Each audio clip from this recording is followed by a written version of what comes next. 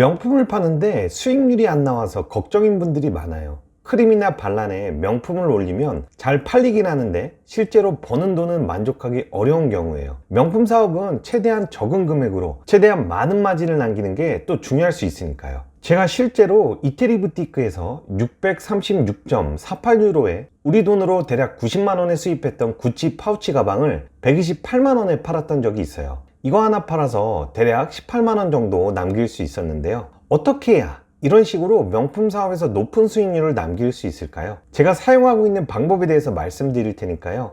영상 끝까지 시청 부탁드립니다. 안녕하세요. 온라인에서 명품 팔고 있는 메타퍼입니다. 우리가 돈이 많으면 다양한 명품을 구매해서 팔면 되겠지만 사업 자금이라는 게 늘 한정되어 있잖아요. 그 한정된 자금으로 최대한 높은 수익을 남길 수 있도록 인기 명품을 잘 선택하고 수입해 파는 게 무엇보다 중요합니다. 그러면 어떤 명품을 선택하고 팔아야 될까요? 제가 사용하는 방법은 크게 세 가지인데요. 하나씩 말씀드려 볼게요. 그 첫 번째는 남들과는 좀 다른 길을 가는 거예요. 누구나 팔고 싶어 하는 제품이 아니라 많이 구매하지 않는 제품을 팔아보라는 건데요. 예를 들면 이런 거예요. 샤넬 클래식 지갑 같은 경우는 아무래도 블랙 컬러가 가장 인기가 좋아요. 그렇다고 모든 소비자들이 블랙 컬러만 구매할까요? 또 그렇진 않겠죠. 누구는 핑크나 레드, 민트나 화이트 같은 블랙이 아닌 다른 컬러의 제품들도 구매할 수 있습니다. 이처럼 인기 있는 메인 컬러가 아니라 유니크한 다른 컬러의 제품을 팔면 높은 수익률을 남기고 팔 수 있습니다. 특히 이런 컬러의 제품들은 생산되는 수량 자체가 블랙보다 적기 때문에 오히려 블랙 컬러보다 구매하기가 더 어려운 경우가 많아요. 샤넬 제품 중에서도 실버 색상이 특히 구하기 어려웠는데요. 블랙보다 오히려 인기가 더 높았었던 적도 있습니다. 저는 실버 제품의 샤넬 가방과 지갑들을 일본 매장에서 구매해서 큰 마진을 남기고 판 적도 있어요. 이처럼 인기 모델의 메인 색상이 아닌 생산 수량이 적고 구하기 어려운 컬러의 제품을 팔면 높은 수익을 남기고 판매할 수 있습니다. 프라다의 인기 모델로 예를 하나 더 들어볼게요. 이 숄더백은 메인 컬러가 블랙이에요. 하지만 블랙 말고도 하늘색, 화이트, 브라운, 핑크, 옐로우 같이 다양한 색상으로 판매가 됩니다. 물론 블랙이 가장 잘 팔리긴 해요. 그렇다고 해서 모두가 블랙만을 원하는 건 아니에요. 브라운이나 핑크를 구매하는 분들도 많습니다. 근데 또 블랙에 비해서 핑크나 브라운은 유럽에서 수입하기가 쉽지 않아요. 생산되는 수량이 적기 때문인데요. 그래서 이런 인기 제품의 유니크한 색상들을 수입할 수 있으면 충분히 높은 수익률을 남기면서 판매할 수 있습니다. 남들이 다 가지고 싶어하는 인기 모델 중에서 블랙이 아닌 다른 컬러의 제품들도 시장 조사를 해보세요. 명품 사업에서 수익률을 높이는 두 번째 방법은 거래량이 적은 제품을 판매하는 거예요. 제가 예전에 올린 영상들에는 거래량이 많은 인기 명품을 팔아야 돈을 번다고 말씀을 드렸는데요. 이번에는 정반대로 가는 전략이에요.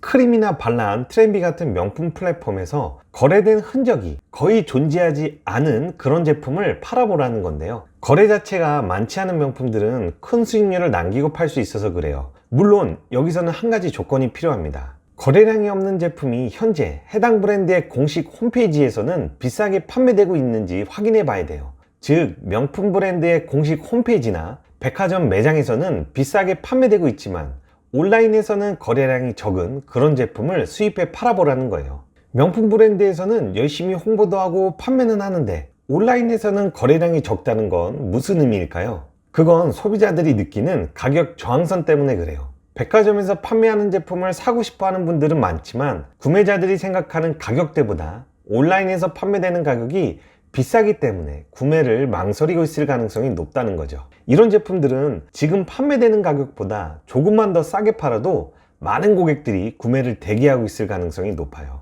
실제로 영상 앞에서 소개해드린 구찌 클러치 가방도 이런 식으로 판매한 제품이에요. 명품 인셀 플랫폼 크림에서 이 제품의 거래량은 거의 없었고요. 하지만 구찌의 공식 홈페이지에서는 비싸게 판매되고 있었어요. 그래서 이 제품을 싸게만 가져올 수 있으면 높은 마진을 남길 수 있다고 판단했고요. 결국 수입해 팔았는데 만족스러운 마진을 남길 수 있었습니다. 최근에 제가 관심 있게 보고 있는 제품이 하나 있는데요. 생로랑의 토이백이라는 거예요. 크림에서 확인해보면 관심은 387개 받았는데 거래는 2건밖에 없어요. 생로랑 공식 홈페이지나 온라인에서도 현재 비싸게 판매가 되고 있고요. 제가 거래하는 이태리 부티크에서 확인해 보니까 해당 제품을 또 싸게 수입할 수 있더라고요. 그래서 테스트 용도로 하나 두 개 수입해서 판매해 보려고 준비하고 있습니다. 이처럼 백화점에서는 비싸게 팔지만 거래가 많지 않은 제품들은 온라인에서도 판매하는 셀러들이 적은 편이에요. 이런 제품들을 잘 찾아서 싸게만 수입해 올 수 있으면 고마진을 남기고 나만의 아이템으로 만들 수 있습니다. 반드시 역거래량을 활용해서 시장 조사를 진행해 보세요. 명품 리셀 사업에서 수익률을 높이는 마지막 방법은 부가가치를 높이는 거예요. 사실 명품 사업이라는 게 동일한 명품을 판매하는 거라서 가격 말고는 크게 비교할 게 없어요. 나머지 조건은 대부분 다 똑같으니까요. 그래서 남들보다 조금이라도 더 비싸게 팔기 위해서는 결국 부가가치를 높이는 수밖에 없습니다. 예를 들면 기프트 패키지를 무료로 제공하는 거예요. 판매된 명품을 발송할 때 고급스러운 선물 포장을 더하는 거죠. 명품을 선물로 구매하는 분들도 많잖아요. 그분들은 가격이 좀 더 비싸더라도 기프트 패키지를 선택할 가능성도 있어요. 비싸더라도 구매하는 거죠. 아니면 무료로 AS 기간을 제공할 수도 있습니다. 이 제품을 구매하면 1년 동안 무료로 AS를 해드리겠다, 이런 식으로 전달하는 건데요. AS가 안 되는 제품보다 몇만 원 더 비싸더라도 무료로 AS 되는 명품을 구매하고 싶은 분들도 분명히 있으니까요. 셀러 자체의 가치를 높이는 방법도 있는데요. 명품 셀러가 직접 운영하는 개인 SNS 채널을 만들어서 소비자들에게 신뢰감을 전달할 수 있어요. 특히 명품은 비싸기 때문에 믿을만한 셀러한테 구매하고 싶어하는 성향이 강해요. SNS 채널을 통해서 셀러의 가치를 높일 수 있다면 같은 명품이라도 조금이라도 더 비싸게 판매할 수 있습니다. 인스타그램이나 네이버 블로그, 유튜브를 활용해서 명품에 대한 정보나 지식을 전달할 수도 있고요. 고객들과 소통하면서 상호간의 신뢰감을 만들 수 있습니다. 명품 리셀 사업을 시작했으면 개인 SNS 채널도 꼭 만들어서 함께 운영해 보세요. 수익률을 높이는 세 가지 방법, 저도 다 활용하고 있는데요.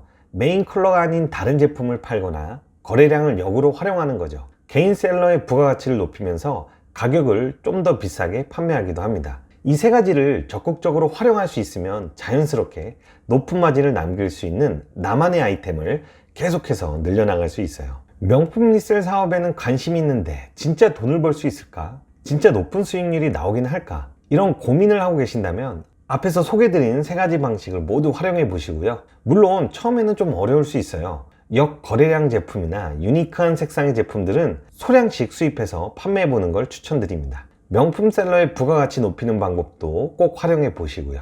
추가로 명품 사업에 대한 더 다양한 이야기가 궁금하신 분들은 제가 운영하는 네이버 블로그나 고정 댓글에 남긴 유튜브 영상도 함께 시청 부탁드립니다. 그럼 오늘도 영상 끝까지 시청해 주셔서 감사하고요. 다음에도 유익한 영상으로 찾아오겠습니다. 구독과 좋아요도 꼭 좀 부탁드리고요. 행복한 하루 되세요. 감사합니다.